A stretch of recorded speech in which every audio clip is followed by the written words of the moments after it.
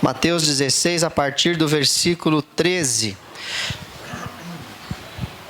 Vamos lá.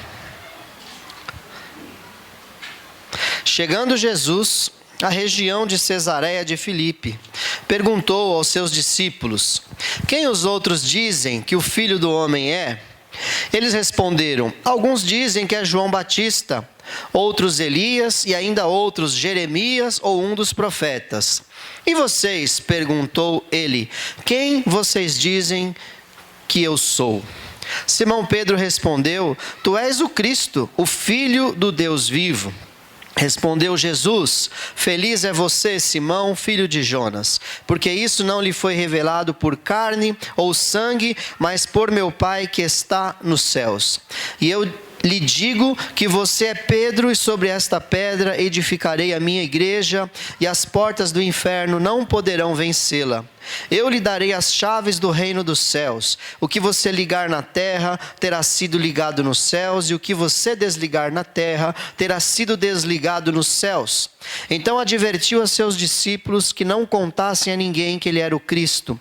Desde aquele momento, Jesus começou a explicar aos seus discípulos que era necessário que ele fosse para Jerusalém e sofresse muitas coisas nas mãos dos líderes religiosos, dos chefes, dos sacerdotes e dos mestres da lei, e fosse morto e ressuscitasse no terceiro dia. Então Pedro, chamando-o à parte, começou a repreendê-lo, dizendo: nunca, Senhor, isso nunca te acontecerá. Jesus virou-se e disse a Pedro: para trás de mim, Satanás, você é uma pedra de tropeço para mim, e não pensa nas coisas de Deus, mas nas dos homens.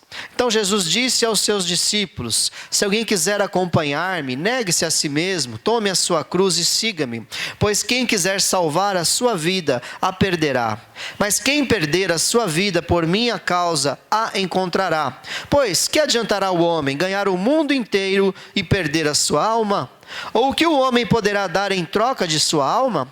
Pois o Filho do Homem virá na glória de seu Pai com seus anjos, e então recompensará a cada um de acordo com o que tenha feito. Garanto-lhes que alguns dos que aqui se acham não experimentarão a morte antes de verem o Filho do Homem vindo em seu reino. Amém. Pode sentar, irmãos. Essa é uma passagem conhecida do Evangelho de Mateus. Ela se encontra também em Marcos, se encontra também em Lucas, muito semelhante. São chamados os evangelhos sinóticos, eles têm as mesmas histórias, são escritos por pessoas diferentes, em tempos diferentes, e elas não se falam, não se falaram, elas realmente foram inspiradas por Deus para lembrar das coisas que aconteceram no caso de Mateus e no caso de Marcos, e no caso de Lucas, as entrevistas que ele fez, porque ele era um historiador, registrou ali, diante de entrevistas que ele fez com pessoas que caminharam com Jesus, que caminharam com os apóstolos e conheciam as histórias, os fatos que haviam acontecido. Essa é uma delas, e aqui há muita clareza no que acontece aqui. Jesus, ele incita, ele faz uma pergunta, e a Bíblia é um livro de respostas. E muitas dessas respostas, elas vêm através de perguntas que nós vemos na palavra de Deus, onde elas são ali respondidas, ou pelo próprio Jesus, ou por Deus, quando você vê ali no Antigo Testamento, Deus Pai respondendo, ou pelos próprios discípulos, pelas próprias pessoas, e confirmada ali pelo Senhor, como é o caso dessa. Jesus chega para os seus amigos ali numa caminhada em direção à cidade de Cesareia de Filipe, e chega para eles e fala: quem as pessoas por aí? Qual é a minha fama? O que as pessoas estão dizendo a respeito de mim? Ele primeiro fala, quem dizem que é o Filho do Homem. Depois ele fala: e vocês, quem dizem quem eu sou? Ele se identifica como Filho do Homem. Filho do Homem é a humanidade do Senhor. Jesus, ele nasceu como homem, 100% homem e 100% Deus. Nós vemos a declaração de Pedro, ele fala: tu és o Cristo, o Filho do Deus vivo. No decorrer da mensagem falaremos mais a esse respeito. Nós vemos aqui esse questionamento do Senhor Porque ele já sabia, na verdade, porque ele sabe de todas as coisas. A onisciência de Deus é algo tremendo. Antes de você falar alguma coisa, o Senhor já sabe aquilo que está no seu coração. Antes mesmo de você formular um pensamento, o Senhor já sabe que você vai formular aquele pensamento. Isso chama onisciência. Sabe de todas as coisas. Então, Jesus estava fazendo uma pergunta, não para que ele fosse esclarecido, mas para que os seus discípulos fossem esclarecidos, ficasse mais claro. Às vezes Deus fala no seu coração alguma coisa, e você tem algum tipo de entendimento, Deus te mostra alguma coisa, Deus quer que você seja esclarecido de alguma situação, de algum comportamento, de alguma mensagem da palavra de Deus. É assim que Deus trabalha muitas vezes na nossa vida. Então esteja atento até mesmo nas suas orações. Muitas vezes você está orando ao Senhor, está lhe falando alguma coisa. Às vezes você está falando a Deus alguma coisa, como se a gente estivesse instruindo a Deus, né?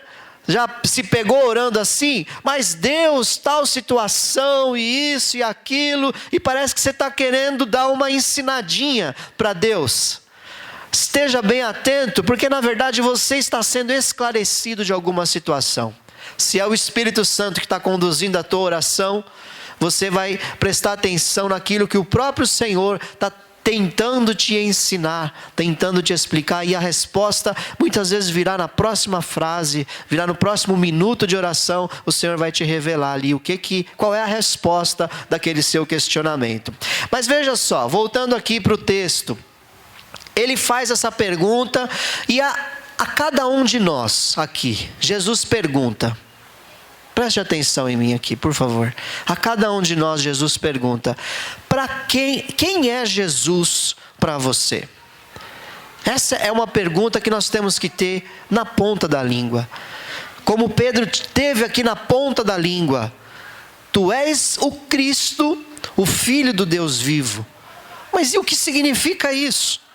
Para você, o que significa Senhor Jesus Cristo? Essas três palavras que nomeiam o nosso Senhor, o nosso Mestre, o nosso Salvador, o nosso ungido. O ungido do Senhor para nos libertar com o poder do império da morte que exercia sobre a terra. O que isso tem? Que sentido faz isso para cada um de nós? Os outros ficaram calados. A ousadia do apóstolo Pedro fez com que ele falasse. Ele era o falante, ele era o que sempre estava à frente. E só não erra quem não faz, né? Tem pessoas que têm muito medo de errar, aí não faz nada. Fica quieto, escondido num canto. Não, se eu fizer e errar. Você viu aqui na sequência que coisa terrível que aconteceu? Ele acerta na mosca na primeira: tu és o Cristo, o Filho do Deus vivo. E Jesus o elogia: bem-aventurado és tu, Simão Barjonas. Ei, Almeida Revista e Corrigida, que a gente decorou. Bem-aventurado és tu, como é que é na NVI? Simão, filho de Jonas, né? Porque não foi a carne e o sangue que te revelou, ou seja, não foi a humanidade de Pedro que revelou, mas foi o Senhor, o Espírito de Deus, né? Mas isso foi revelado pelo meu Pai que está nos céus. Revelou para Pedro quem era Jesus. Aquilo foi tão impactante. Eu imagino que naquele momento, entra na cena agora, entra nesse momento aqui, Jesus fazendo a pergunta, aquele silêncio em que as pessoas estão refletindo naquela pergunta. O Pedro ousado se levanta e faz uma declaração. Eu imagino que uns olham para os outros, olham para Jesus e olham para Pedro. E de repente Jesus começa a dizer: Simão, você é bem-aventurado, porque foi o meu Pai que está nos céus que te revelou isso. E em seguida Jesus começa um discurso ali e diz: olha, eu vou precisar cumprir tudo aquilo que está escrito ao meu respeito. O Filho do Homem será preso, será torturado, será morto por ímpios. Isso era uma vergonha. A Bíblia fala que a cruz é vergonha para o judeu e um escândalo para o grego. A crucificação é algo inaceitável. Alguém ir para a cruz é algo assim vergonhoso demais. E Jesus disse: eu tenho que ir para a cruz. Eu vou ter que passar por isso. E nessa hora, o apóstolo agora sai da unção do Espírito Santo. Entra na cena comigo de novo. E pega o mestre, imagina ele abraçando Jesus, puxando de canto e falando: não, Senhor, jamais. Eu declaro que em seu nome isso jamais acontecerá. Eu declaro, eu determino, eu digo: não, você não vai passar por isso, isso nunca te acontecerá. O mesmo que havia sido usado pelo Senhor, pelo Espírito Santo, agora entra na cena comigo. Jesus se vira, lá em Marcos ou em Lucas, a Bíblia diz que ele olha para os discípulos e fala: para trás de mim, Satanás, porque não sabes as coisas de Deus, mas só as que são dos homens. Agora quem revelou para Pedro foi carne e sangue, foi a humanidade, e Satanás usa essa humanidade. Então, quantos equívocos nós temos a respeito do nosso mestre? Quantas coisas a gente age, situações a gente age porque a gente deixa a humanidade ir à frente. E foi na sequência, amados, isso é algo muito crítico, algo que a gente precisa prestar atenção. O Senhor, coisa de minutos depois de alguém ter sido usado pelo Espírito Santo, uma revelação do Pai, essa mesma pessoa agora se deixa ser usada por Satanás. Mas eu quero dizer uma coisa aqui para a igreja, um ensinamento aqui para nós também. Eu tenho a impressão, irmãos, que muitos de nós aqui teria apedrejado aquela mulher adúltera. Eu tenho a impressão, irmãos, que muitos de nós aqui teria rejeitado o apóstolo Pedro. Teria tirado ele dentre os 12 apóstolos. Mas olha só como a Bíblia é tremenda, como o Senhor é maravilhoso. O Senhor, Ele não rejeita, Ele trabalha. O Senhor, Ele não descarta, Ele trabalha, Ele põe no deserto, Ele fala, Ele corrige. Quem for do Senhor vai receber a correção.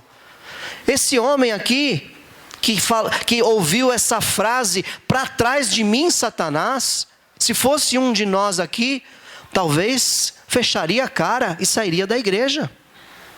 É ou não é? Como você pode falar assim comigo?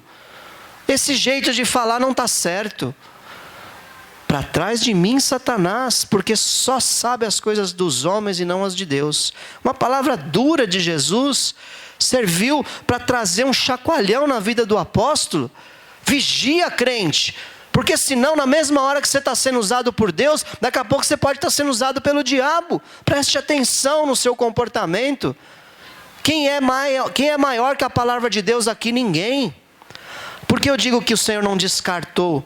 Olha só, 6 dias depois desse fato, aqui no capítulo 17 de Mateus, Pedro, Tiago e João são chamados por Jesus para um lugar separado, reservado. E eles tiveram, na minha opinião, a maior revelação do tempo em que Jesus esteve aqui na terra, de quem ele era, o que ele veio fazer. A maior, irmãos, revelação, que foi a transfiguração, quando Jesus foi transfigurado do seu corpo humano no corpo glorioso, e ao lado dele aparece Moisés e Elias, e Jesus conversando com Moisés e Elias a respeito das coisas do reino de Deus, e esses homens tiveram o privilégio de ver aquilo. E dentre eles estava o apóstolo Pedro, que 6 dias atrás havia sido repreendido por ter sido usado por Satanás. Ele não foi descartado pelo Senhor. não descarte ninguém. Porque Deus não descarta ninguém. A própria pessoa, ela sai. A própria pessoa, ela desiste. Como nós vemos, Judas, que até o fim, Jesus falou: amigo, com um beijo você me trai. Ele não disse: seu traidor, olha o que você está fazendo comigo. Não, chamou de amigo. Amigo, com um beijo você me trai. Essa frase para mim ela é inclusiva. Ela trouxe para Judas uma condição de arrependimento. Ele poderia ter se arrependido, mas ele mesmo se descartou. Diz a palavra que ele se lançou e se arrebentou pelo meio, e as suas entranhas ficaram espalhadas pela terra. Ele mesmo suicidou. Não foi descartado, foi incluído. Amém, querido? Jesus não descartou esse homem. 6 dias depois eles tiveram uma grande revelação de ver o Mestre. Em seguida vem uma nuvem de glória, a Shekinah do Senhor, irmãos, enche aquele monte. A Shekinah enche aquele monte, e uma voz do céu, dessa nuvem, eles ficaram apavorados com aquilo. A voz do céu, o próprio Deus Pai agora fala: esse é o meu filho amado, ouvi tudo o que ele tem a dizer para vocês. Que experiência maravilhosa, amém? Voltando então à mensagem. Quem é Jesus? Então nós vimos aqui o contexto desse momento que estava acontecendo, e eu quero trazer para nós aqui uma palavra referente à identificação da nossa fé. Uma palavra que vai te dizer quem é Jesus para você. Agora, como nós devemos basear essa resposta? Quando Pedro diz assim: tu és o Cristo, o Filho do Deus vivo, em que ele estava se baseando? Será que ele estava se baseando nos milagres que Jesus fez? Estava se baseando em algumas palavras nas palavras que ele havia dito? Mais ou menos. Porque as palavras que Jesus estava dizendo foram as palavras que foram profetizadas a respeito dele milhares, centenas de anos antes dele nascer como homem. Então o que eu quero dizer para a igreja? As nossas respostas, elas têm que ser baseadas nesse livro. Por isso nós precisamos conhecê-lo. As nossas respostas têm que ser baseadas nesse livro, na iluminação, na interpretação da palavra pelo Espírito Santo de Deus. Não é a internet que vai te ensinar isso daqui, querido. Não são os pregadores da televisão nem do YouTube. Quem vai te ensinar esse livro é o Espírito Santo de Deus. Ele quer revelar para você as coisas profundas, as coisas tremendas, como ele revelou para Pedro: tu és o Cristo, o Filho do Deus vivo. Não há nenhum problema em você ouvir uma mensagem pela internet, não há nenhum problema. Só que eu quero te dizer, muitos de nós aqui têm sido edificados apenas pela palavra produzida por outros homens. Muitos de nós aqui estão na chamada terceira fase do cristianismo. Na primeira fase do cristianismo, você é um bebê espiritual. Você precisa que alguém te alimente, como a Sarinha ali, ó, tapinha nas costas. Para de chorar, neném, né? Já vem a mamadeira. Já vem o peito. Primeira fase, onde você é alimentado e nutrido sempre por alguém. E aquilo te supre, aquilo te satisfaz. Na segunda fase, você já começa a ser um pouco mais seletivo. Você começa agora a buscar um alimento um pouco mais sólido. E ali você recebe também, tanto do teu pastor, do teu líder, da tua célula, daquele irmão mais maduro, como também você busca em estudos na palavra. Você mescla entre as pessoas e entre você mesmo buscar. É a segunda fase. Nós temos pessoas aqui na primeira fase, temos pessoas na segunda fase. Mas por sermos uma igreja mais, aspas, madura, fecha aspas, temos muitas pessoas na terceira fase. Entre elas jovens, vários jovens aqui nasceram na igreja e estão na terceira fase. Qual é a terceira fase? Na terceira fase, meu querido, não se iluda. O pastor não vai suprir a tua necessidade.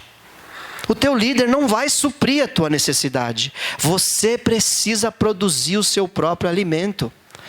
Está na hora de você buscar revelação na palavra, como Pedro recebeu do Pai diretamente. O Senhor quer dar para você a terceira fase que você se encontra. E aí o que acontece? Se você não faz isso, se você não busca, o culto de domingo torna-se uma obrigação. Ao invés de você vir aqui adorar e receber algumas confirmações daquilo que você buscou durante a semana, daquilo que você se encheu, não, você fica esperando sair daqui alimentado. E eu quero dizer para você, nós pastores, não temos a obrigação de alimentar os crentes da terceira fase. Nós temos a obrigação de alimentar os crentes da primeira e da segunda fase. Na terceira fase, você junto conosco vai adorar o Senhor, e as revelações que o Senhor te deu durante a semana, você será um instrumento de Deus lá no ministério que você atua, dentro da sua casa, na sua célula, em todo lugar que você estiver. Entende um pouco da tua frustração agora. Você tem esperado de onde não deveria. A fonte não secou. A palavra de Deus, ela continua. Mas você pode estar num deserto espiritual. E o Senhor quer abrir rios nesse deserto. O Senhor quer te dar a fonte de água viva que flui do pastor. Da onde flui a fonte de água viva? Do seu interior. Foi o que ele disse para a mulher samaritana, João capítulo 4. Do seu ventre fluirão rios de água viva. O Senhor vai te dar diretamente essa água. Esse é o Jesus que quer revelar-se a você.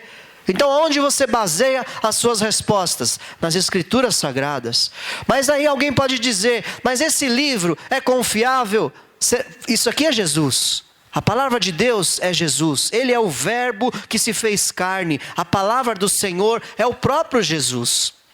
Mas esse livro é confiável? Vem fazer teologia com a gente que você vai aprender se esse livro é confiável. Nós temos mais de 20 mil manuscritos desse livro aqui.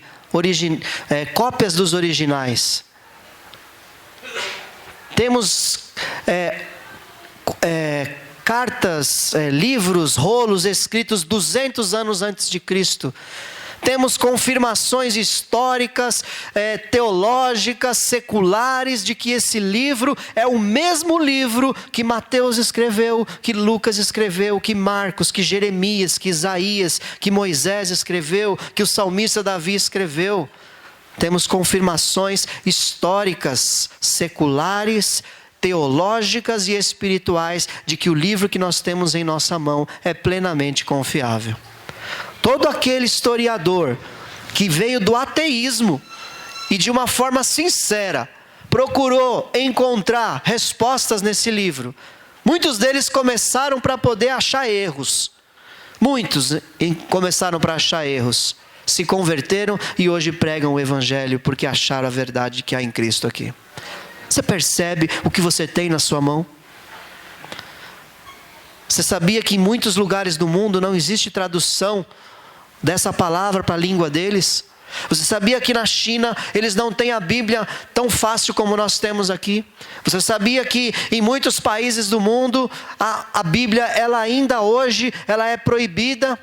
No islamismo não pode ter Bíblia, nos países onde o Alcorão é a lei, a Bíblia não pode entrar lá, é escondido. Muitos clamam por ter na sua mão um trecho da palavra de Deus, para poder meditar e se alimentar. E nós temos esse privilégio de ter os 66 livros na nossa mão, para poder meditar nele de dia e de noite, como é a orientação nessa palavra. Suas respostas têm que ser baseadas nesse livro, não no seu achismo. Não na experiência que você passou no passado. Porque por experiência, veja a experiência que o apóstolo Pedro teve aqui. O Satanás, de alguma maneira, influenciou a resposta dele para que ele fosse repreendido por Jesus. Então a experiência humana, ela não serve.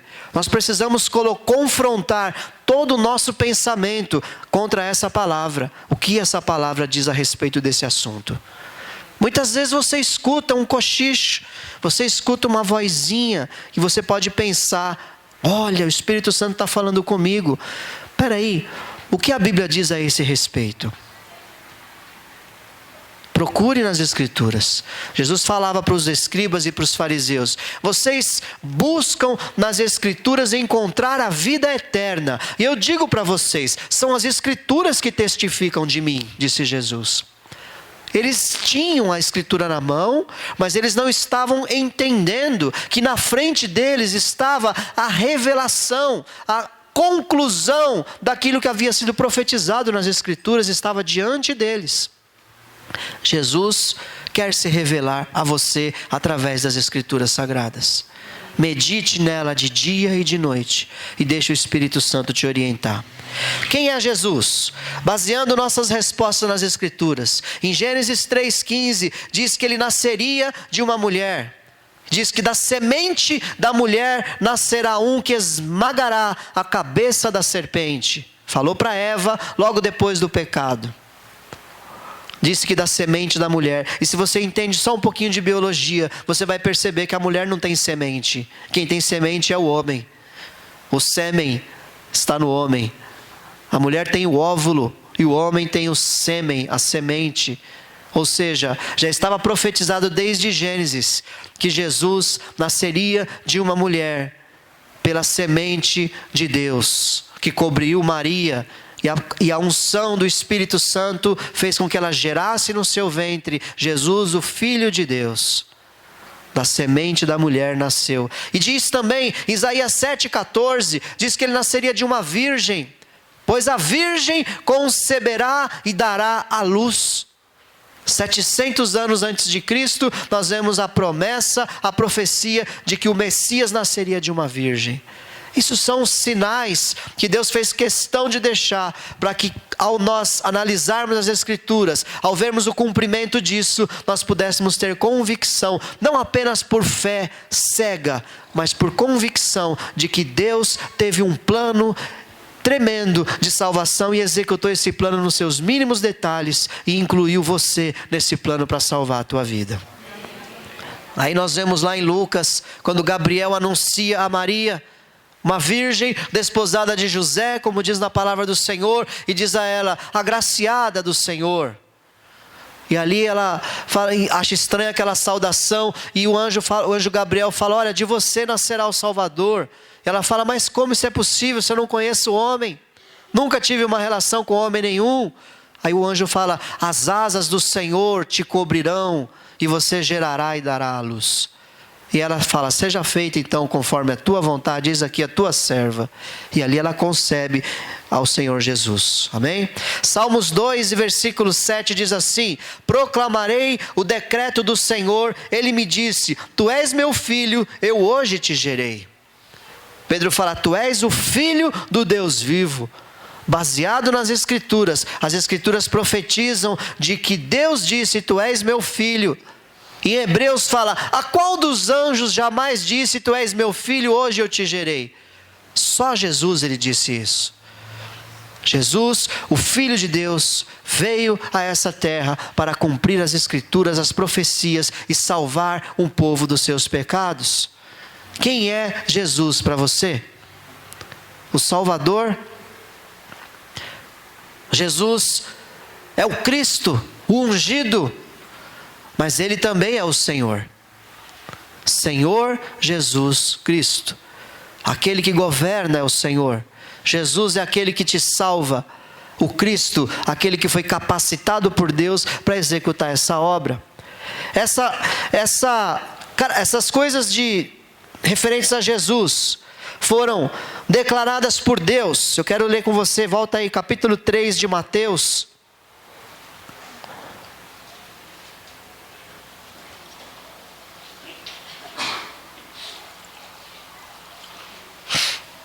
E no versículo 16,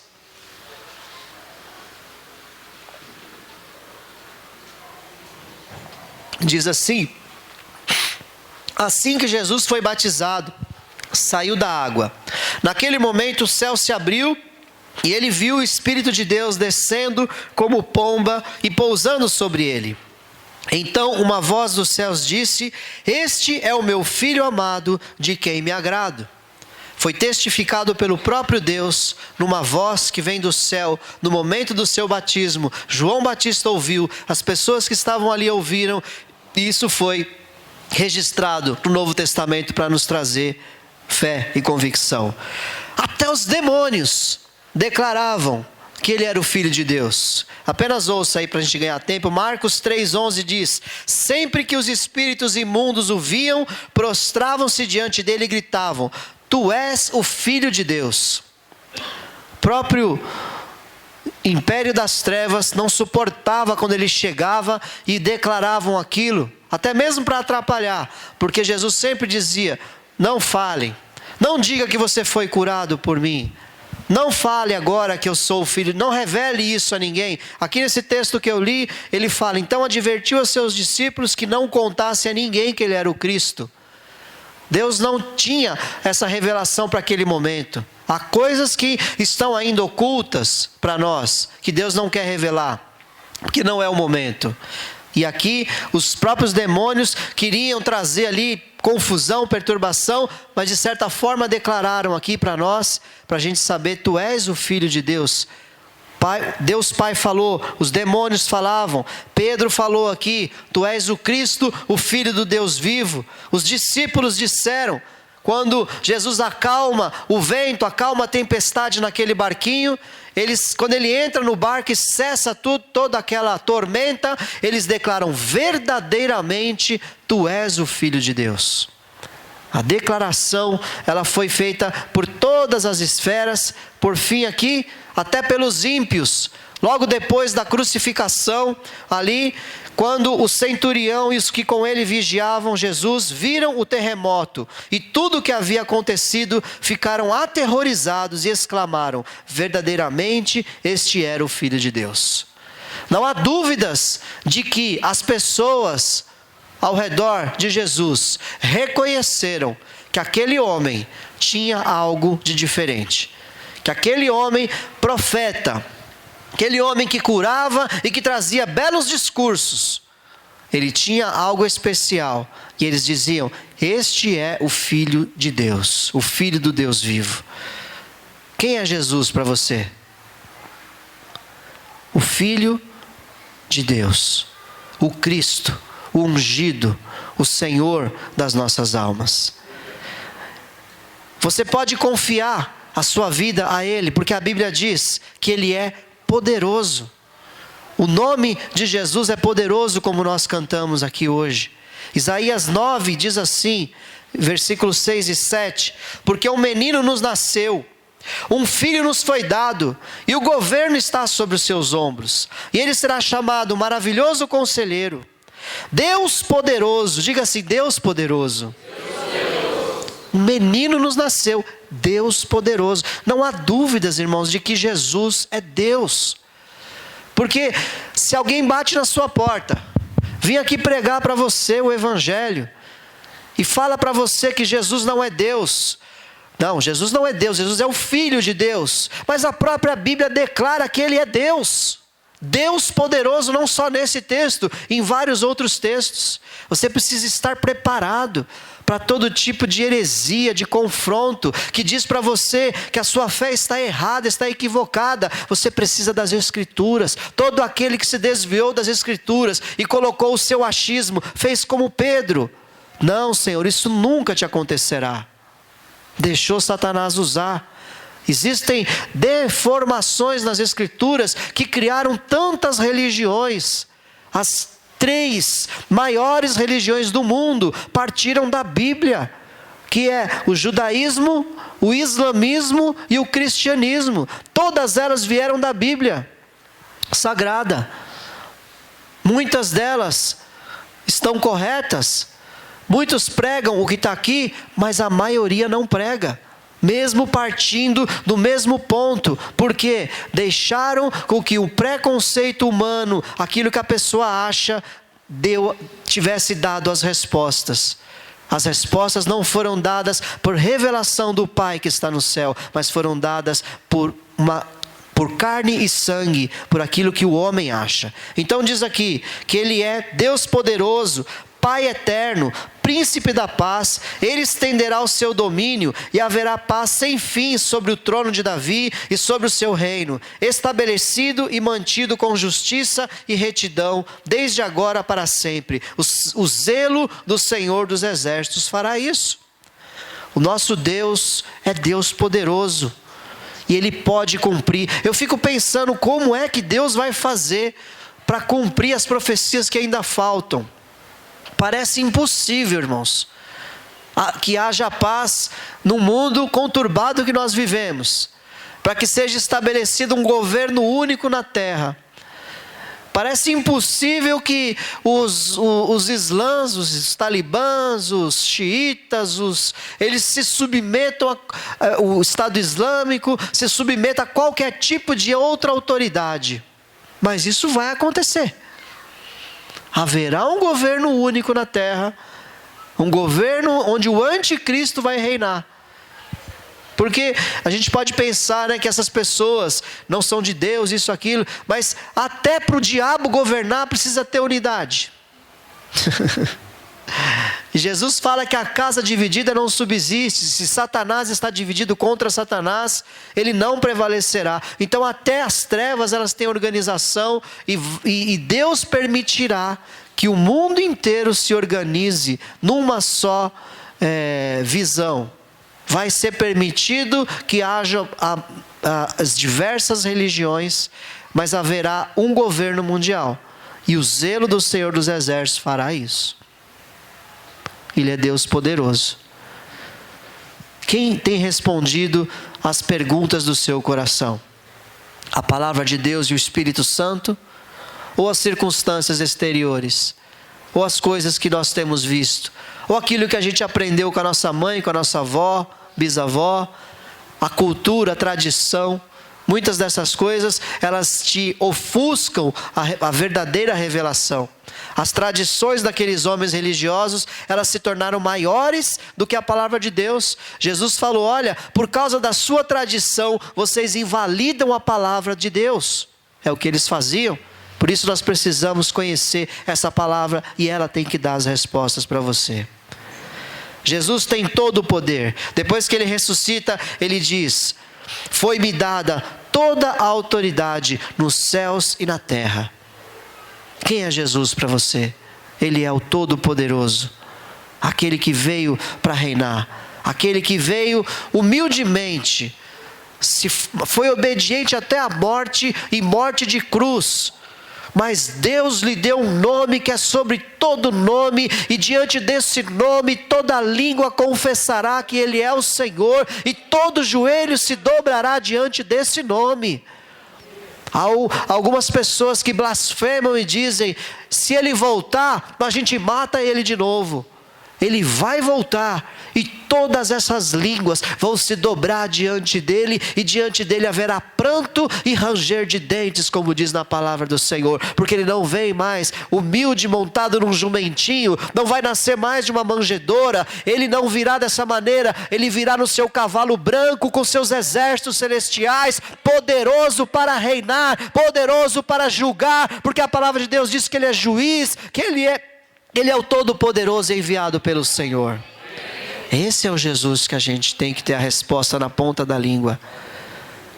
Não é um Jesus fraco, deitado numa manjedoura. O nosso Jesus é o Todo-Poderoso que vem para reinar. Glória a Deus. Ele é profeta. Levantarei do meio dos seus irmãos um profeta como você, Deus falando para Moisés. Porei minhas palavras na sua boca e ele dirá a vocês tudo o que eu lhe ordenar. Jesus fala quando ele está sentado ali no poço de Samaria, ele diz assim, uma comida eu tenho para vos dar, que vocês não conheceis, que é fazer a vontade do meu Pai.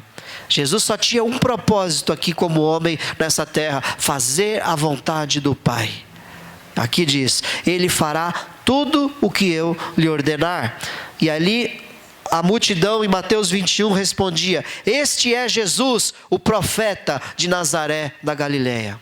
Ele veio do céu trazer para nós a mensagem de salvação, a mensagem de reconciliação. Esse é o Jesus que tem que estar na nossa boca. aquele que veio para agregar a si um povo santo, um povo diferenciado, um povo transformado. Ele veio para tirar as pessoas do mundo, do pecado, e trazer para dentro da igreja um lugar onde deve haver conserto, onde deve haver cura, e Ele vai operar isso diariamente na nossa vida, porque Ele é um profeta do Senhor, enviado para trazer a mensagem do céu para nós, para que nós fôssemos curados dos nossos pecados e tivesse uma nova dimensão de vida. Esse é o Jesus que nós temos que ter na ponta da língua. Está complicado? Eu gosto de dar estudo, irmãos, vocês me perdoem. Eu não sou pregador. Ele é sacerdote. Salmo 110, 4 diz: o Senhor jurou e não se arrependerá, tu és sacerdote para sempre, segundo a ordem de Melquisedeque. Salmo 110, Antigo Testamento. E em Hebreus 3 diz: portanto, santos irmãos, participantes do chamado celestial, fixem os seus pensamentos em Jesus, apóstolo e sumo sacerdote que confessamos. Agora nós temos um Jesus, não está trazendo a mensagem de Deus para nós. Agora nós temos aqui um sumo sacerdote, aquele que está pegando a sua oração, está pegando a sua necessidade e está levando agora na presença do Pai, para que você tenha também as suas respostas. Nosso Deus é completo, irmãos. Nosso Jesus é maravilhoso. Você não precisa de caminhos alternativos. Você não precisa buscar em religiões, em ídolos, em campanhas, em coisas humanas. Você pode chegar diretamente até a presença dEle, porque a palavra de Deus diz que Ele é o sumo sacerdote. Ele pega todas as suas necessidades e leva até o Pai. Intercede por nós. O Espírito Santo é o seu ajudador. A Bíblia diz que Ele intercede por nós com gemidos inexprimíveis.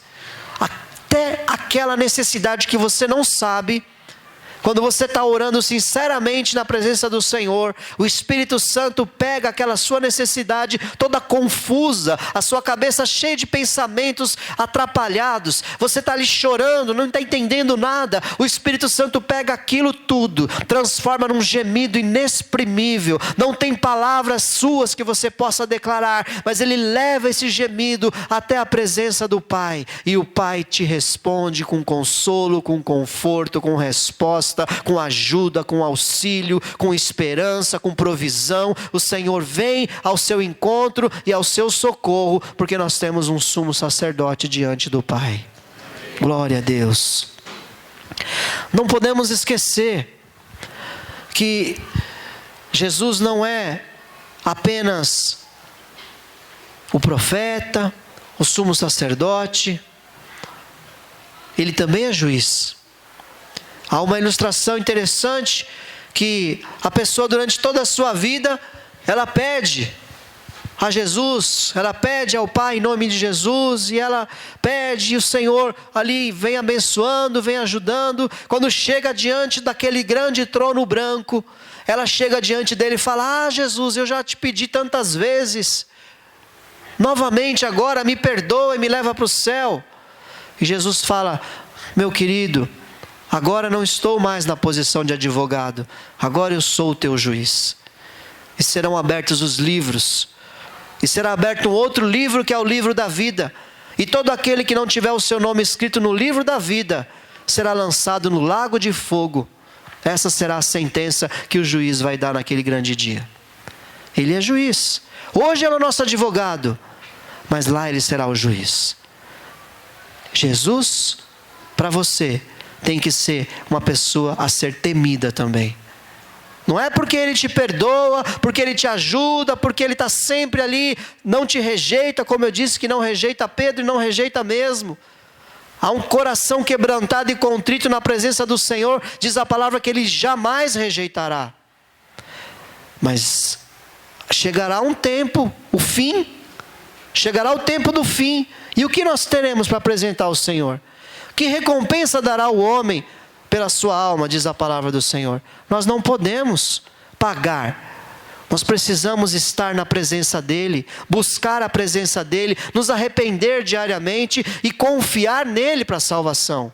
Não viver a nossa vida de qualquer jeito. Não levar uma vida pensando assim, depois Deus perdoa.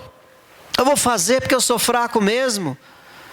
Tudo bem, o que o Senhor quer é o meu coração. Não, o Senhor quer o teu corpo, a tua alma e o teu espírito. Ele quer você por completo. Ele te salvou para você ser completamente restaurado, ser dele totalmente. É esse ser que ele quer levar para o céu. O seu corpo, a sua alma e o seu espírito. Entregue tudo na mão dele. Para que naquele dia, quando se abrirem os livros e for feita a leitura, você escute o seu nome sendo dito ali. E você diga, glória a Deus pela sua graça salvadora através do seu Filho Jesus Cristo. Na carta de 2 Timóteo diz assim, na presença de Deus e de Cristo Jesus, que há de julgar os vivos e os mortos por sua manifestação e por seu reino. Eu os exorto solenemente. Então há uma declaração aqui que ele há de julgar os vivos e os mortos, e esse é o Jesus que tem que estar também na ponta da nossa língua. Para concluir, o Senhor Jesus Cristo, ele é mestre e Senhor. João 13:13, vocês me chamam mestre e Senhor, e com razão, pois eu o sou.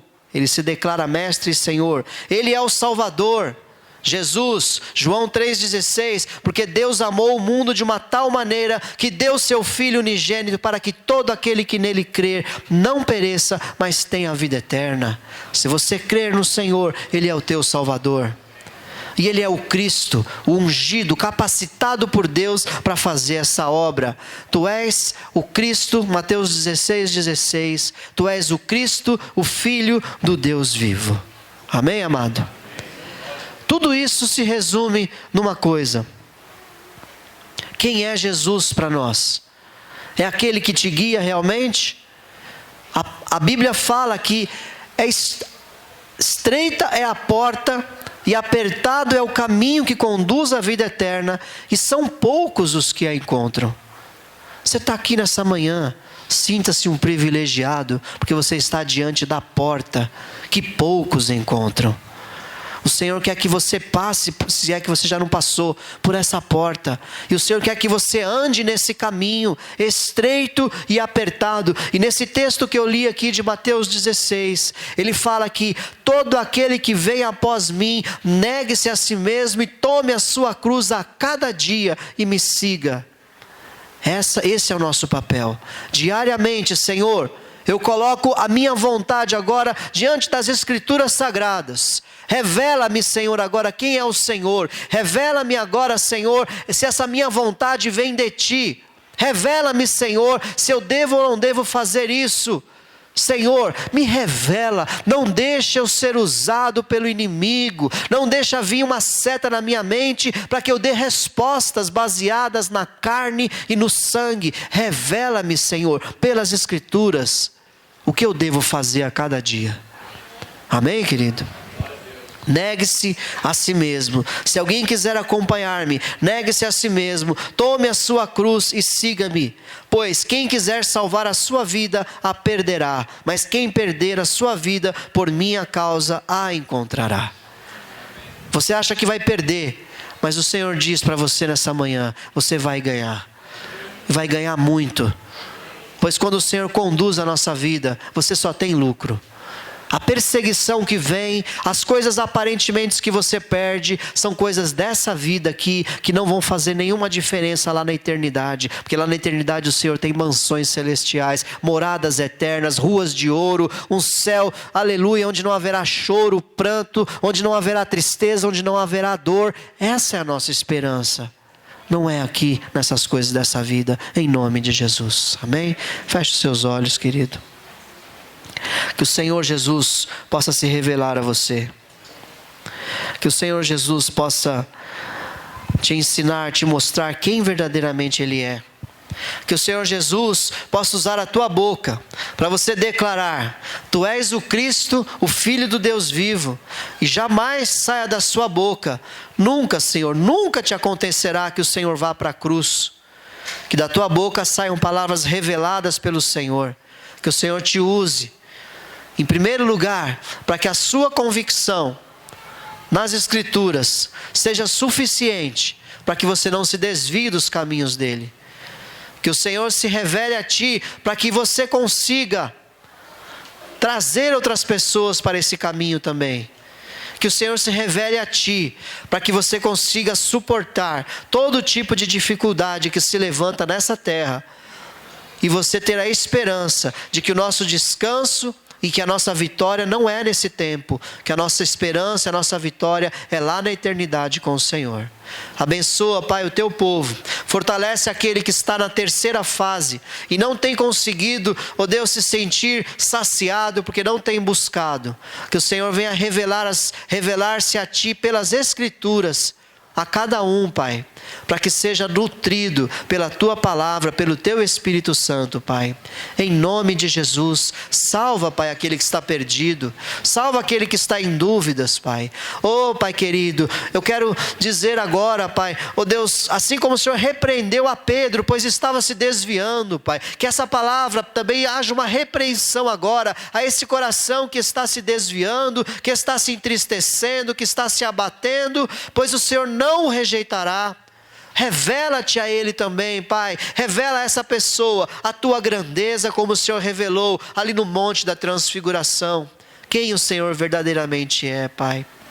Mostra, ó Deus, a cada um aonde tem sido a sua fraqueza, onde tem sido a sua grande luta, para que possa confiar no Senhor e vencer, Pai querido, pelas Escrituras, pela palavra revelada, Pai, a cada dia.